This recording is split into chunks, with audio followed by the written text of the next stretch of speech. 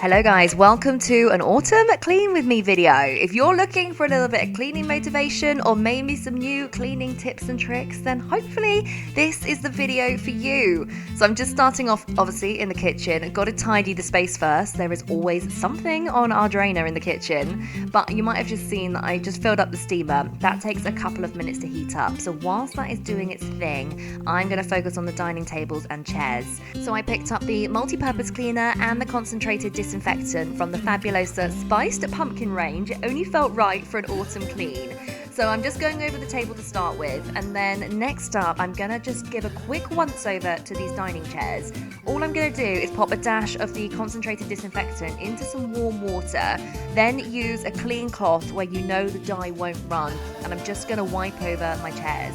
This will just firstly help freshen up. It gets any dirt, any dust, any dog hair or anything like that off the chairs. Obviously it will also make them smell nice, and if you've got any like surface level, not too major stains, then it will help get those out as well. So already the house is starting to smell all autumnal, which is exactly what we were after. Right, onto the steamer, which has now reached temperature. This is the one from Tower. I'll leave everything I can linked down below if you guys are interested. The only thing I will say with all steamers is when you first go to use it, just use it like in the sink or something first, because for the first maybe 10-20 seconds, quite a lot of water will come out, which is so normal. It's just the steamer reaching temperature. So before I use it on the kitchen cabinets, I will just put it down the sink first. So I'm choosing to steam my kitchen cabinets today instead of just wiping them down, because to be honest, they weren't particularly dirty. They just needed like a bit of a refresh, Also, when you're steaming, it doesn't really leave the surface very wet. Ever so slightly damp for like a minute or two, but certainly not wet. So you don't really need to wipe them down like I'm doing here. The only reason I'm wiping some areas down with a microfiber cloth is because I've got these shiny handles. It just means that they will shine properly, if that makes sense, if I've just given them a quick buff, so it doesn't take that long. But then the rest of the cabinets I just leave to dry, knowing that they are all clean and fresh. So whilst I had the steamer out, I thought I'd give my kitchen sink a quick once over as well. But are you ready to see something revolting? Can you see how much dirt and grime is coming out from under this little screw thing in the sink? It looks so clean on the surface, but I know that under there always gets really grubby. So if you've got this little knobbly bit on your sink too, maybe give it a little clean underneath, because I think you might be quite pleasantly surprised at what you get out of there. I actually put a little video of me doing this on my Instagram story, and someone actually replied saying, did you know you can unscrew this little bit from underneath the sink and clean it properly? Which I haven't actually looked at yet. Has anyone else tried this? Does this work? Because I would be super keen at trying that. So I do like to steam my sink occasionally, because steaming gets rid of something like 99.9% of germs, which is very, very impressive, especially for something like your sink. However, I do feel like for a shiny sink, you literally cannot beat a bit of Cif and a Dishmatic. So of course, I've just got to go over the sink with that too.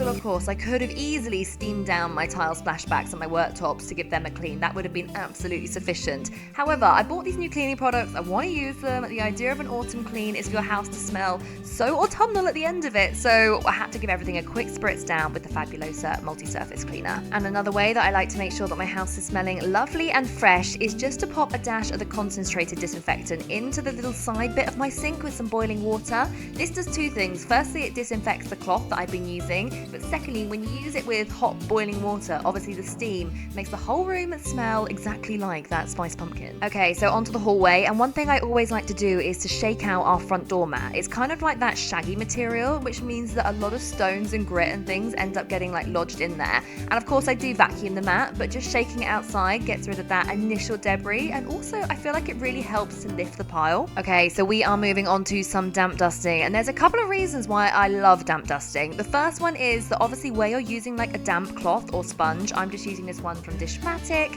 it literally encases the dust. Some dusters, not all of them, the one I use a little bit later on from the dustpan and brush store is really, really good, but some dusters literally just move the dust off one surface onto another, which is obviously kind of defeating the object. The dust is going to come back. But naturally, if you're using a damp cloth or a damp sponge, it literally traps the dust, so you can see at the end how much you've literally got off your furniture. But another little hack, if you want your house to smell nice and clean, like your disinfectant or like your cleaner, whatever you're using, pop a dash of that in the water too, because that way you're dusting and spreading that product around, so naturally it's all going to smell lovely. Shock horror for any OGs, what I'm pulling out this downstairs loo will be no surprise, but for anyone that's new here, I'm just going to move my husband's golf clubs out the downstairs loo. Just don't even ask.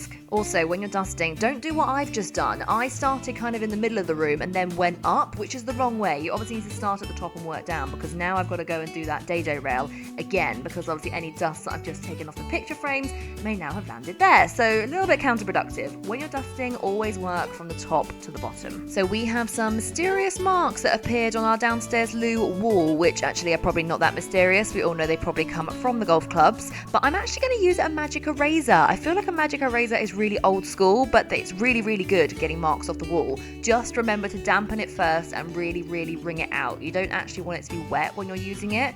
Got the marks off really, really well, but as you can see, it has actually left a chip in the wall, so that's great. Quick little wipe down of the sink in here, and this is your reminder to clean under your sink and the pedestal, because in the politest way, if you have not been cleaning under your sink and the pedestal, it's probably a lot grubbier than you think. So just give that a little wipe down whilst you're cleaning the sink. Then I'm going to move on to the loo, and anyone that's been here for a little while will know that I always use a disposable wipe to clean the toilet. These ones from the Pink Stuff are my favourites, but I don't know what it is. Something about using a cloth to clean the toilet really makes me feel germy. Obviously, I know you can have designated cloths for the toilet and you can disinfect them, you can wash them. I appreciate all of that, but personally, I just like to give the toilets a good scrub down with a biodegradable wipe.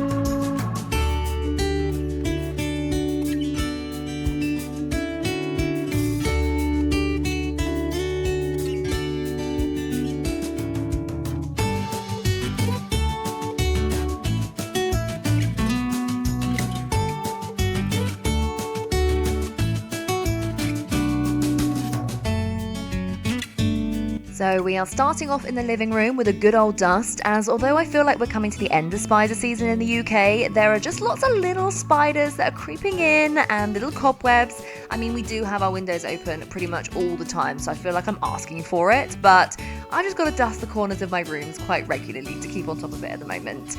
I'm then just gonna use a little bit of Mr. Sheen across the sort of wooden surfaces in our lounge just to give them a bit of a dust and a polish. Mr. Sheen is like a product that I forgot existed for so long, and now that I'm back on the polishing my furniture hype, I absolutely love it.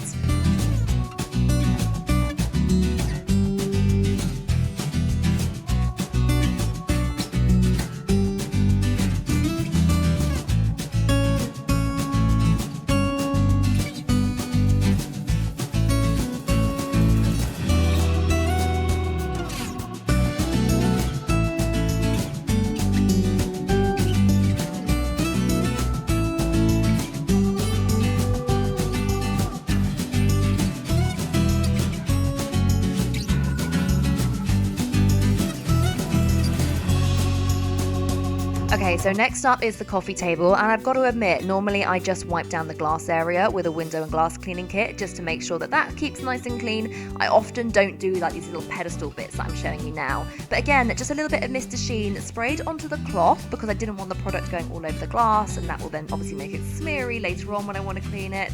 So spraying the polish straight onto the cloth and just wiping it down made these little pedestal bits super duper shiny. I feel like the product that I'm about to use to clean the glass needs absolutely no introduction around here. Of course, it is the Pink Stuff Window and Glass Cleaning Kit. I promise you, if you haven't tried it, you have to. Everyone that's bought this after I've been raving about it, my family, my friends, some of my followers have messaged me to say that I thought it was a hype until I tried it, and honestly, it's so good.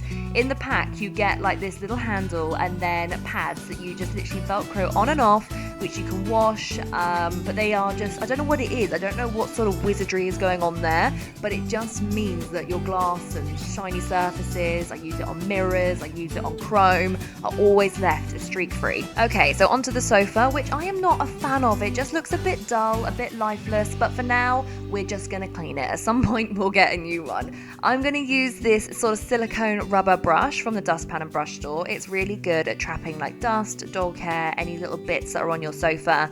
Archie actually isn't allowed on the sofa, but having said that, dog hair, as you know, just ends up in places that you just can't work out. So there's a little bit of dog hair on the sofa, even though he hasn't even been up there.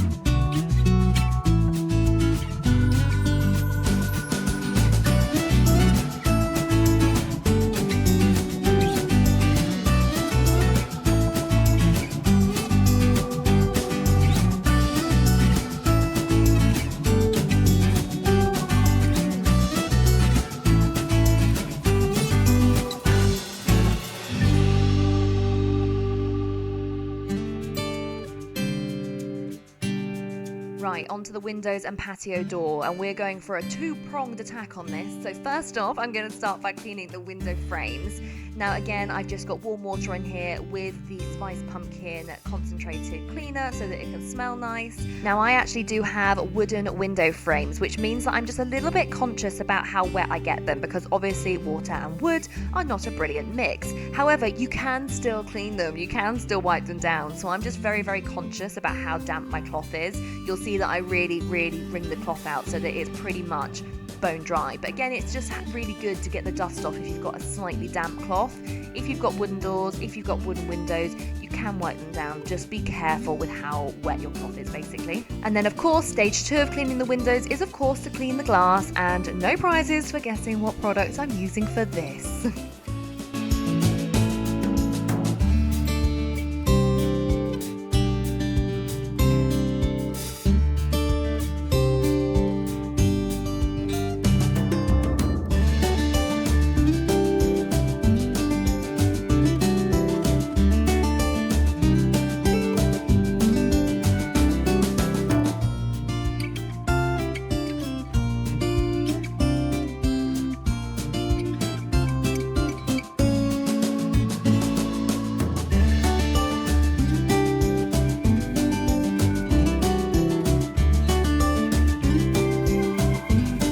So this mop I'm using is actually a relatively new addition to my mop collection. Yes, mop collection, you did hear that right.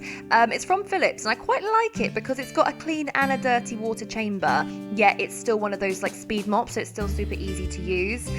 Basically, when you mop your floor, when you pull back, it picks up the water residue left on the floor and it collects in like a dirty water chamber, and it's just very, very satisfying. Okay, we are finally heading upstairs, and first on the hit list is the dressing room. Now, when I clean my dressing room, the main objective is just to remove the dust. You guys have probably heard me say this 100 times before, but this room just gets so dusty, so of course just going to start off with a dust and a polish in here. Now, I do have an air purifier in this room, which really does help actually to keep on top of the level of dust, but I just need to remember to clean the filters out every few weeks because that is something I often do forget. I tend to just kind of vacuum them out, and that works absolutely fine. I should have an attachment on the end of this vacuum right now. That does make it a lot easier, but the attachment was downstairs, I was upstairs, you know, we can all relate.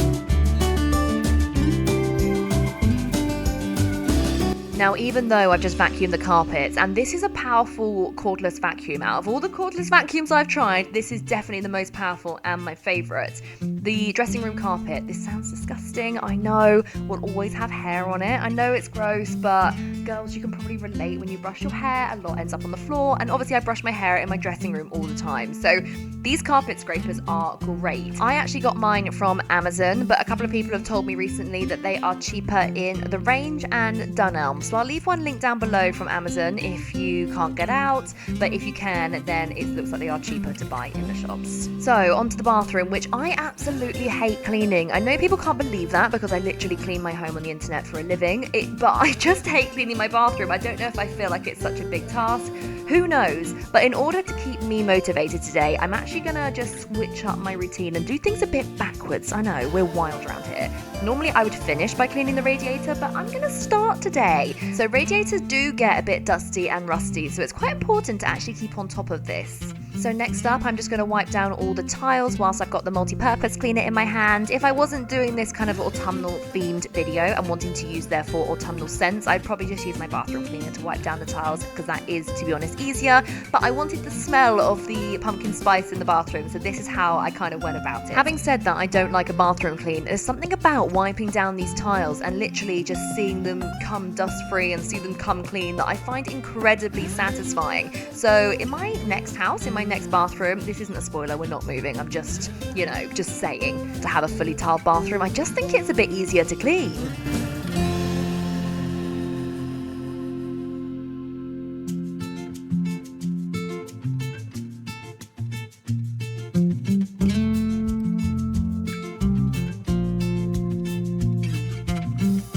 Little lazy girl cleaning hack, try using a toilet foam. My personal favourite is this one from Vermouche, just because I feel like it fizzes up the most, but you literally tip the sachet down your toilet and leave it for, actually I can't remember how long you leave it for. Leave it for as long as you like. Basically the foam comes up the toilet bowl, so it feels like it's getting a proper good clean and you haven't got to stand there sort of like scrubbing it with bleach. You can just leave it to do its thing and move on to the next cleaning task. Right, I'm just going to address this net that's hanging in my shower because I know I'm going to get questions about it. But if any of you follow K Marie on TikTok, she always raves about having a shower with an African net. Basically, it's an exfoliation mitt kind of tool, sponge, whatever you want to call it. But it's the most hygienic and efficient way to exfoliate your skin. So yeah, I'm completely hooked. I totally agree with her. I get it. Now that I've finally given into it and bought one, I totally get it. There's a specific type that you should get. It's got like a specific knot in it or something like that. Anyway, I'll leave the one that I use linked down below because they're really inexpensive and honestly, it is so good.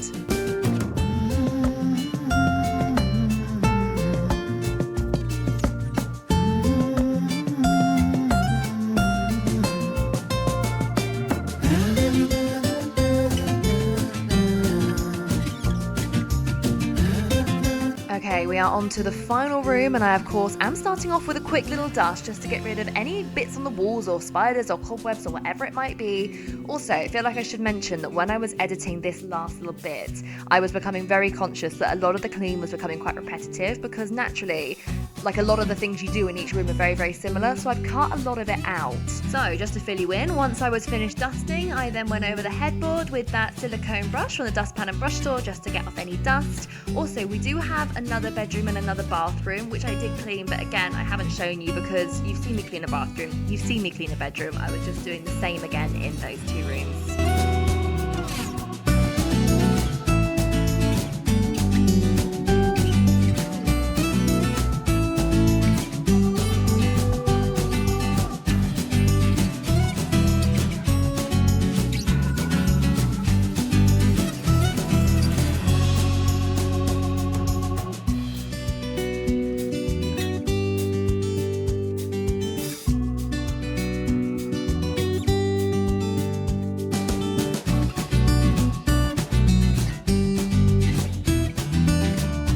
So just like I did with the towel rail in the bathroom, I'm just wiping over the radiator with the multi-purpose cleaner. If you've got a similar radiator to me, these little nook bits at the bottom of the radiator panel seem to attract and collect a lot of dust, so I just like to wipe over those quite regularly.